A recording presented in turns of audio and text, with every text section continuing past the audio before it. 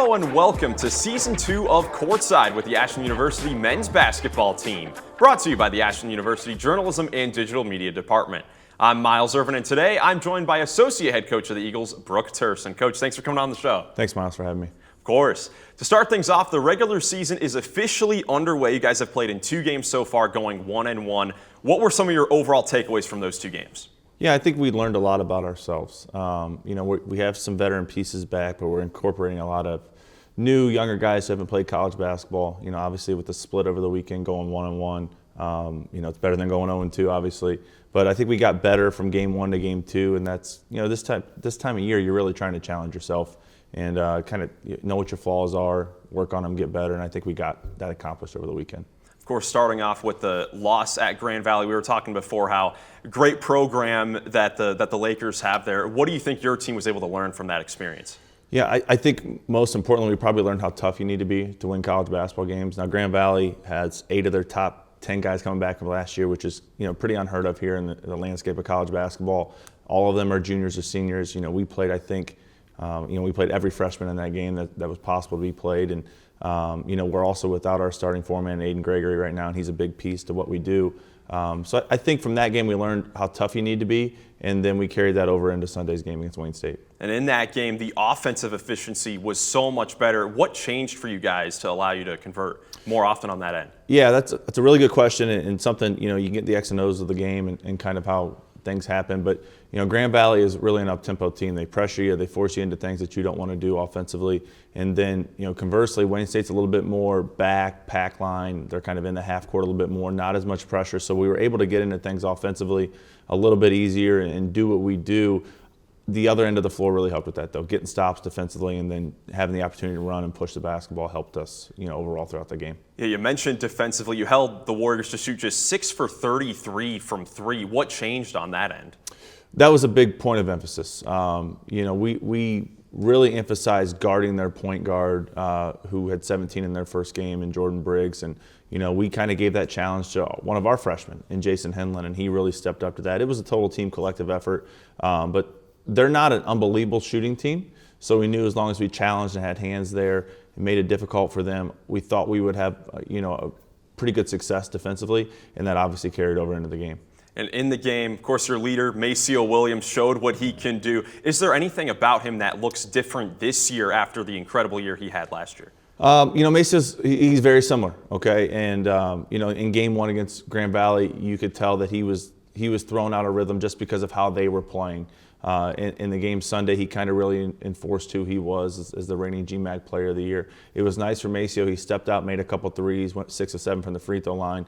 Those are big points of emphasis for him here moving forward, because he gets, he drew 16 fouls in 2 games. That's unheard of, and he was probably fouled maybe 16 more times that they didn't call. So, the banging on his body for the entire game, that's something that wears on you. For him to be able to step away and knock a couple shots down, and then when he does get fouled, get to the free throw line, make those shots, that's huge for us offensively. For sure. Cooper Davis also solid in that game. But as you said earlier, a lot of new faces on this team playing in their first games for this program. Who stood out of the new faces?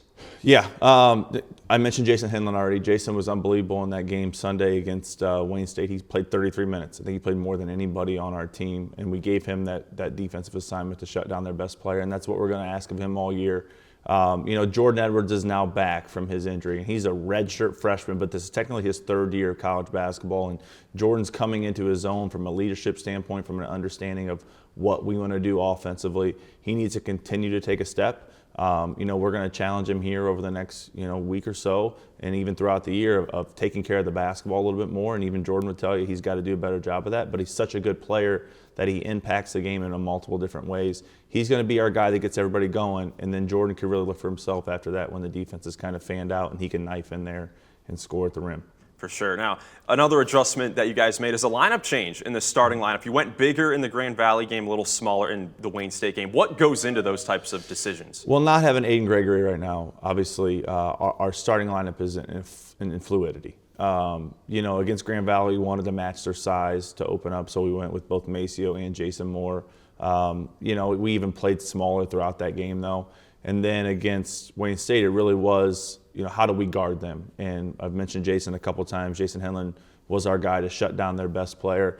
I think this year as a program, we're probably going to have a more fluid starting lineup. We kind of have 3 guys who are definitely going to start. Probably once Aiden gets back healthy, he'll start, so those 4. And then you'll see guys rotate in that spot between Jason Henlon, Max Dawson, Jason Moore. I'm sure I'm probably missing Destin Logan, who's obviously started every game so far. So we'll see what it kind of brings with the challenge of the week of the games. But it's nice to be able to have that adaptability to the opponent. Absolutely. Now, with 4 games in the next 8 days, including tonight for you guys, what do you want to see carried over from your first 2 games? Yeah, we just have to continue to take a step forward moving, especially on the defensive end of the floor. Tonight's going to be a challenge with Salem. They have a couple of really good players who are almost averaging 20 points a game. So we want to continue to take a step defensively, allow our defense to create our offense. And then offensively, it really is taking care of the basketball, sharing the basketball. A lot more movement offensively off the ball. We can't pass and stand or not cut as well. We need to open up gaps. And then, can we we were, I think, 7 of 14 against Wayne State from 3. Can we get a couple more threes? I think we're shooting high-quality threes, but can we get a couple more of those throughout the game that maybe gets us to 9, 10, 11? That seems to be a number for us offensively that really kind of explodes what we do. For sure. Well, Coach, we're going to preview those games coming up next on Courtside. But for now, it is time to take a quick break, so don't go anywhere. Coach and I will preview tonight's home opener against Salem, along with some games coming up this weekend. So stay tuned. You're watching Courtside right here on AUTV.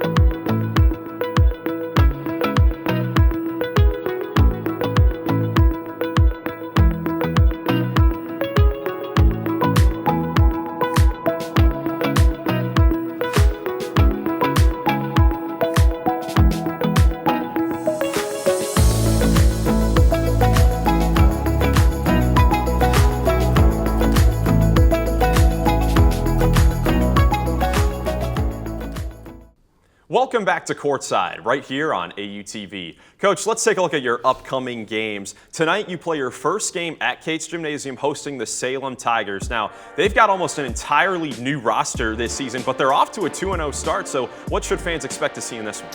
Yeah, I think it's going to be a really good game. Salem over the weekend beat 2 pretty good Division II opponents in Edinboro and Bloomsburg. Both were neutral site games for them. They are really talented, especially with their 2 best players. That both are averaging almost 20 points a game. They like to push the basketball, get up and down the floor.